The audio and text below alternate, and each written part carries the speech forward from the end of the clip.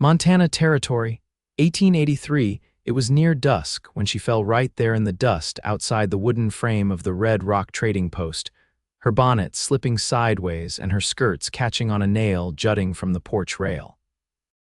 The sun threw long shadows across the dry earth, and the only sound was the slow creak of the sign above the door. Then hoofbeats. Faron Ashby reined in his chestnut, gelding so fast the horse snorted and sidestepped. He dismounted in one fluid motion, boots hitting the dirt hard. The woman lay still, face turned toward the ground, breathing shallow. Her hands trembled as she tried to push herself up. "Ma'am." His voice was rough from the trail, but low and careful. He crouched beside her, touching her shoulder gently. "Are you hurt?" Her lips moved, but no sound came out. Her skin was pale as linen, and her dress was torn at the sleeve.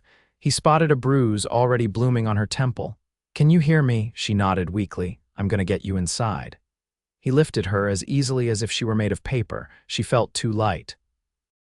Faron carried her into the post, where the old trader behind the counter looked up in surprise but said nothing. The place smelled of dust, tobacco, and dried meat. Faron laid her down on a worn bench near the stove. The trader fetched a tin cup of water while Faron pulled off his gloves. She drank in small sips, her fingers trembling around the cup. "Name's Faron Ashby," he said. "You got a name," her lips parted. "Marabeth," she whispered, voice dry as gravel. "Marabeth Lorne," he nodded. "You from around here?" She shook her head slowly, was heading to Helena. "Got off the stage 2 towns back, walked, most the way. Helena's still 50 miles north. You walked." "I had to." Her eyes, a deep hazel with flecks of green, held his for a second before she looked away. There was nowhere else. Faron glanced at the trader. "She got anything to eat today?" "Not since morning, far as I saw." "Get her something hot," Faron said, fishing coins from his coat pocket, "and a blanket." Once the trader moved off, Marabeth tried to sit up straighter. He knelt beside her again. "You do not look like you should be walking anywhere. What happened?" She hesitated, then said, "I lost everything back in Kansas. My father passed in the spring. My brother sold the farm before I got back from caring for our aunt." Her eyes filled, but she blinked fast. "I had nothing. I had to leave." Faron stayed quiet. He had heard stories like hers. He had lived them once. "You got anyone waiting for you in Helena?" She gave a faint, bitter laugh. "No, just a hope I could find work. Maybe as a seamstress or cook." He studied her face, the way she kept her chin high even while her body looked ready to cave in. He had been on his way back to his place after trading a load of furs. It was a 2-day ride west, tucked in a wide valley near the Bitterroots, isolated but warm, safe. "You can't stay here," he said. "This place shuts down at dark. Town's 20 miles east, and you ain't walking the rest of that tonight." She looked at him, trying to read his face. "What are you saying?" "I'm saying I got a cabin. It is not much, but there is a fire and food and a bed better than this bench. You can rest up, just a few days, until you feel strong again." She hesitated, then said, "Why would you do that?" He stood and offered his hand. "Because you collapsed in front of me, and I do not walk away from someone in need." Her fingers slid into his, small and calloused from work.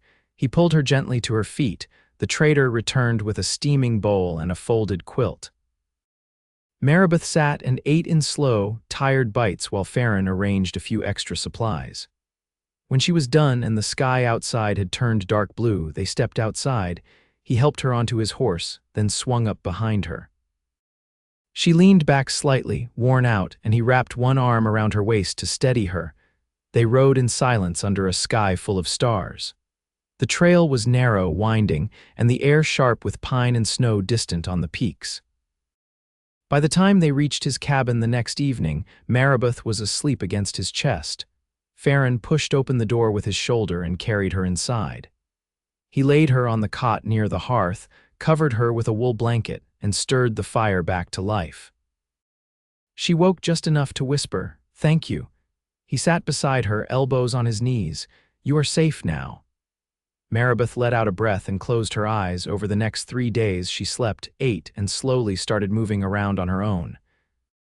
She washed her clothes, swept the porch without asking, and helped cook once her strength returned. Faron watched her, watched the way she folded her hands when nervous.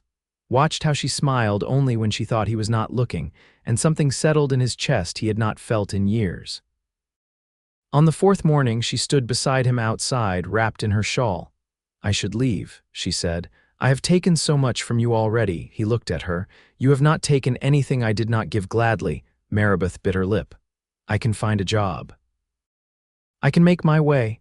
"You could," he said, "but you do not have to." She turned to him, brows drawn. "You could stay," he said quietly, "if you wanted." Her breath hitched. Faron took a slow step closer. "I do not say things I do not mean. I do not offer things I do not intend to keep. You could help around here. I have more land than I can work on my own, and I like having you here." She looked up at him, eyes soft and uncertain. "You are not just being kind?" she asked. He reached out, brushing a curl from her cheek. "No, I am asking you to stay because I want you here. Because I think you and I could make something real, if you feel the same." Marabeth swallowed hard, then she nodded once. "I do." Faron smiled, not wide, not showy, but full of quiet joy. They stood there in the early morning sun, two people who had lost more than most, finally finding something worth holding on to, and neither of them let go. Marabeth stood at the edge of the vegetable plot behind the cabin, sleeves rolled and hands deep in the soil. The afternoon sun sat low behind the ridge, slanting between the pines and catching on the copper threads in her hair. A half-dug row stretched before her. Faron came down from the woodshed carrying a wooden crate of seed potatoes, his shirt damp from work, collar darkened with sweat. "You reckon those'll take root this late in the season?" she asked, brushing her knuckles clean on her apron. "If the soil holds warm and we don't get a frost too early, they'll do fine," he said, setting the crate beside her. "Worth trying." "I'd rather risk it than go empty come October." She crouched again, fingers working with quiet precision. "I never planted potatoes before. My father kept to corn and barley." "You're doing it right," he said, kneeling beside her and passing her 2 cuttings. "Just enough space between, not too deep." She glanced sideways. "You always this patient with people?" "Not most," he said. "But you're not most." Her hands hesitated, then kept working. "You don't talk much about yourself." "I don't know what brought you out here." Faron leaned his forearms on his knees, watching the earth between them. "I left Missouri after the war ended. Couldn't stay. My brothers were gone, land sold off to pay debts. I needed somewhere no one knew me." She placed another cutting in the row. "You fought," he nodded once. "Union?" "Yeah." She didn't speak again for a while, just let the wind move her hair while the dirt settled between her fingers. "You ever miss it?" she asked softly. "Not the fighting, but sometimes I miss the noise. The knowing you weren't alone." Marabeth pressed the soil gently over a sprout. "You're not alone now." Their eyes met over the row, sunlight catching the dust between them. He didn't reach for her, but something quiet passed between them, as sure as the ground they knelt on. That night, while she folded linens near the hearth, Faron returned from the barn smelling of horses and pine pitch. He unbuckled his belt, hung his coat, and stepped barefoot across the floorboards. "I wired in a new shutter on the west window," he said, sitting on the stool by the fire. "That wind's coming sooner than I like." She tucked the last sheet into the cedar chest. "I can start sewing a winter lining for the coats tomorrow. There's wool in that trunk you haven't touched." He rubbed the back of his neck. "You don't have to keep busy just to stay. I'm not staying out of obligation, I know." Marabeth sat beside him, wrapping her shawl tighter. The fire crackled low, casting shifting light across his face. "Why didn't you marry?" she asked. He gave a slow breath. "Almost did, before the war. But I came back different." She'd already left town, had a child with a merchant in Springfield. Marabeth looked at the flames. "I was engaged once. He drowned in the river the week before we were to wed." Faron turned toward her. "He was trying to collect his cousin's calf," she said. "Floodwater took him. They never found the body." They sat in silence, the truth of their losses hanging between them like smoke. Outside, the wind picked up, rattling the new shutter. "I'm not afraid of quiet," she said. "That how you measure a man's worth?" "What he says or what he doesn't?" She shook her head, smiling faintly. "No, I measure it by what he does when no one's watching." Faron reached for her hand then, not sudden, not unsure. His palm was warm, rough, steady. She didn't pull away. "I want you here come winter," he said. Not just in the house, but in the plans, in the planting and the building, in the staying. Her throat tightened. I want that too, she said. They didn't kiss, not yet. But the space between them shifted, gentled, and held. Later, after she'd gone to bed, Faron stepped out onto the porch. The sky was velvet black, stars sharp as splinters. He stood there barefoot, listening to the wind pass through the ponderosa, and thought for the first time in years that maybe the past had finally stopped chasing him. Inside, Marabeth slept with one hand outstretched across the quilt, palm open, facing up. The first frost came in the dark hours before dawn, glazing the porch rail and the water bucket's rim with a thin silver crust. Marabeth stepped outside wrapped in her shawl, her breath rising in ghost plumes as she crossed to the coop. She moved with a surety now, boots steady on the packed earth, her hands no longer trembling from hunger or exhaustion. Faron was already at the fence line, hammering in a new post where the old one had cracked. His shoulder flexed with each swing. She paused, watching the rhythm of his work before calling out. "You'll wear through that shirt if you keep leaning into it like that." He glanced up, wiping his brow with his sleeve. "Shirt's already got its share of winters. I figured one more won't kill it." She came to stand beside the fence, tucking a strand of hair behind her ear. "I could patch those spots if you like." "I'd like that," he said, quieter this time. Her eyes lingered on him a moment longer, then drifted toward the valley beyond, where smoke from a neighbor's chimney curled faintly into the sky. "There's a letter I haven't answered," she said. "It came before I left Kansas." He set the hammer down, leaning both arms on the rails. "You expecting anyone to come after you?" She shook her head. "No, it's from a woman I used to sew with. Her name's Ruby. She was looking for work too. Said she might head toward Oregon, maybe take a position cooking for a mill crew." Faron waited, letting her speak on her own rhythm. "She asked if I'd consider going with her, said we could look out for each other. I never wrote back." "You thinking of it now?" Marabeth looked down at her hands. "I was, for a time, but I think I was only trying to imagine any place that felt safe." "You still carrying that letter?" She nodded. "In my sewing bag. You want me to ride it to the post?" "No," she said. "No, I think it's time I let it go." The wind moved through the trees behind them, carrying the scent of pine and firewood. Faron picked up the hammer again, but held it loosely. "If she writes again, you're welcome to answer from here." Marabeth's smile was small, but it reached her eyes. They worked in tandem the rest of the morning, she in the root cellar sorting the last of the onions, he mending the side door where the hinges had warped. When noon came, they ate by the hearth, not speaking much, but not needing to. That evening, Faron brought in a bundle wrapped in oilcloth and laid it on the table. "I traded for this a week back," he said. "Meant to wait, but I figure you've earned it twice over." She opened it carefully. Inside was a worn but well-kept treadle sewing machine, the kind she hadn't seen since Kansas. Her breath caught. "You carried this all the way from town," had the peddler bring it to the post. "I hauled it back after I dropped that fur load." Her fingers skimmed the ironwork. "This is too much." "No, it ain't," he said. "You've made this house whole in ways I never could have. It's only right you have something of your own." She looked up at him, eyes shining now. "I never expected to find this much peace again," she said. "You didn't find it," he said. "You built it." She reached across the table, hand resting over his. "So did you." He didn't speak, just turned his hand to hold hers. The fire popped gently in the corner. Later that night, thunder rolled low along the mountains and rain began to fall steady. Marabeth stood at the window, watching the drops chase down the glass. Faron came to stand beside her, their shoulders brushing. "Seems like the sky's finally washing clean," she said. He looked at her, soft and steady. "You feel ready to start planning spring?" She turned to him fully. "I do." He took her hand again, and this time she didn't let go. No words passed between them then. None were needed. The storm outside settled into a rhythm, and within the cabin walls, something fuller took root, quiet, certain, and meant to last. The first snow came slow, drifting down in soft spirals that melted on contact with the ground. It didn't last, but it laid a hush across the valley that held even after the clouds passed. Marabeth stood at the edge of the creek behind the cabin, letting her hem darken where it brushed the damp grass. She held a letter in her hand, not Ruby's, but one written just that morning, folded and set aside without sealing. Faron's boots broke the silence behind her.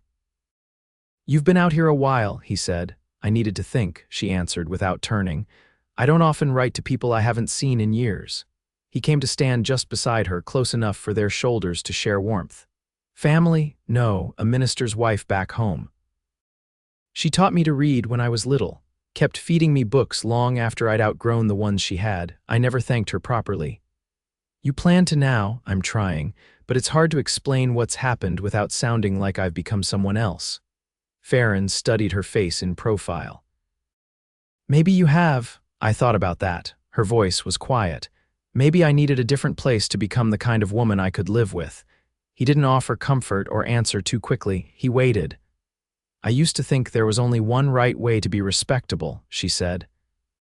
"Wearing clean gloves, keeping quiet, never needing help. But now I think I was just afraid of being seen for who I really was." Faron's gaze didn't waver. "I see you just fine." She folded the letter slowly and slipped it back into her pocket.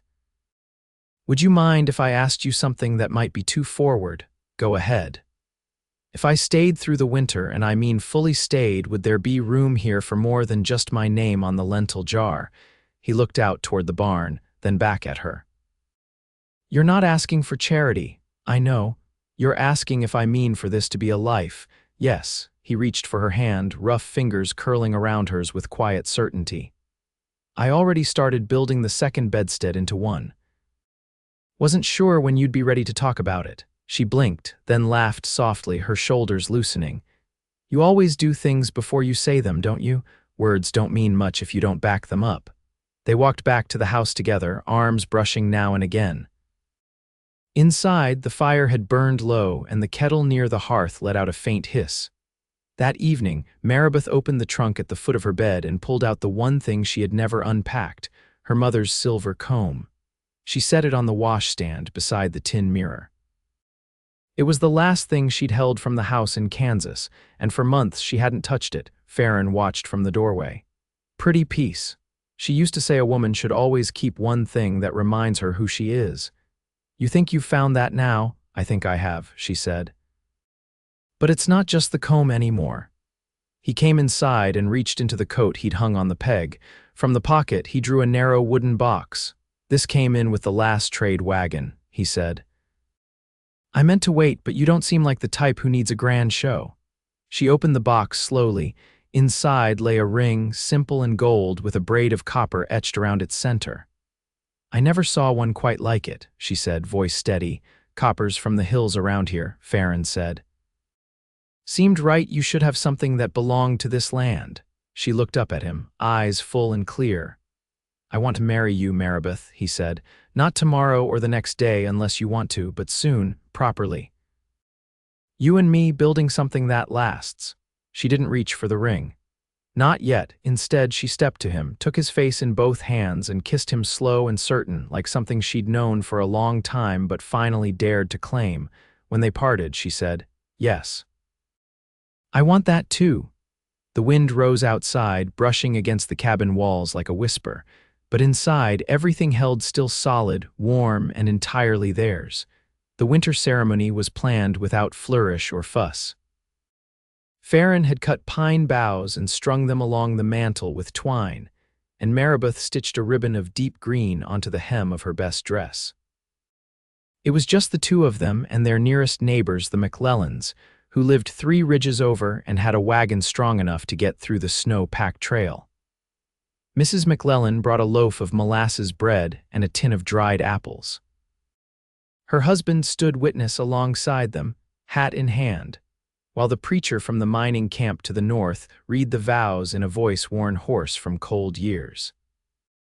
Faron's coat was brushed clean, and he'd shaved that morning, though he'd nicked his jaw and hadn't stopped bleeding until just before sundown. Marabeth had curled her hair, not for vanity, but because her hands needed something steady to do as the hour neared. When the preacher asked her if she would, she didn't hesitate. And when he asked Faron, his reply was quiet but certain. After the guests left and the lanterns were dimmed, Faron stood at the hearth, watching the flames as she came to him. He turned and she slipped her arms around his waist, resting her cheek against his chest without a word. "You warm enough?" he asked. "Yes," she said. "I am now." Late snow still drifted down as March gave way to April, but the land beneath it was changing. The creek ran faster, the ground softening under their boots. They'd begun clearing the Northfield land Faron had never used before, but that now seemed worth tending. Marabeth dug the first furrow with her own hands, her wedding band catching the light as she worked. One afternoon, with the sun high and the snowmelt dripping from the eaves, she leaned against the post near the barn and said, "We could plant flax." Faron, tightening a harness strap, raised his head. "Flax for linen. I could spin it myself." "There's enough room in the loft for a wheel." He wiped his hands on a cloth, nodding. "You'd have to teach me. I don't know a thing about that." "I'd like that," she said. "Teaching you?" He stepped closer then, brushing straw from her sleeve. "You always looking ahead like that?" "Only since I started believing there's something to look toward." He kissed her then, slow and steady, the way he built fences, careful, with no corners cut. Spring brought more letters. One from Ruby, passed along by a trapper who'd crossed paths with her in Idaho. She was well, cooking for a sawmill crew and saving for a boarding house of her own. Marabeth read it aloud on the porch, the baby lambs bleating in the pasture below. "She says she's got a dog named Buttons and a man who's mostly decent but talks too much," she said, smiling. Faron leaned back in the chair beside her, stretching his legs. "Sounds like she landed on her feet." "She always did." "But I think she'd like to know I did too." "You want to write her back?" "I do. But not until I've finished the dress I promised you." "The one with the blue trim," she nodded. "I want to wear it when the apple trees bloom." By midsummer the cabin had grown. Faron added a room off the back, just wide enough for a bed and a washstand. Marabeth filled it with herbs drying on strings and a rocking chair handed down from the McClellans. She'd learned to make soap from lye and tallow, and Faron had taken to calling her the clever one. Whenever he found something new, she'd improved, like the latch she fixed on the root cellar door, or the way she stacked the kindling so it never smoked. One evening, as dusk settled and the breeze carried the scent of wild mint, she sat beside him on the porch steps. "I used to think I'd lost everything," she said, "but now I see I just hadn't found it yet." He reached over, took her hand, and pressed it to his heart. "You were what I didn't know I needed." "I don't want to forget what came before," she said. "You won't," he said, "but you don't have to carry it alone anymore." They sat like that until the stars came out, quiet and full. Years later, folks would say that the Ashby place had a kind of peace to it, the kind that came from hard hands and honest hearts. Travelers stopped by now and then, traders, neighbors, even a preacher's son who stayed for supper and left with a jar of Marabeth's pickled beets. They never had children of their own, but no one passed through who didn't leave fed, rested, and a little steadier than they'd arrived. Faron built her a loom the year the flax finally grew tall enough to harvest, and she wove curtains from the pale gold threads. He carved their initials into the porch beam, not deep, just enough for the grain to hold them. And every year when the apple trees bloomed, she wore the blue-trimmed dress, and he kissed her like it was the first time. They lived long and they lived well together. Always.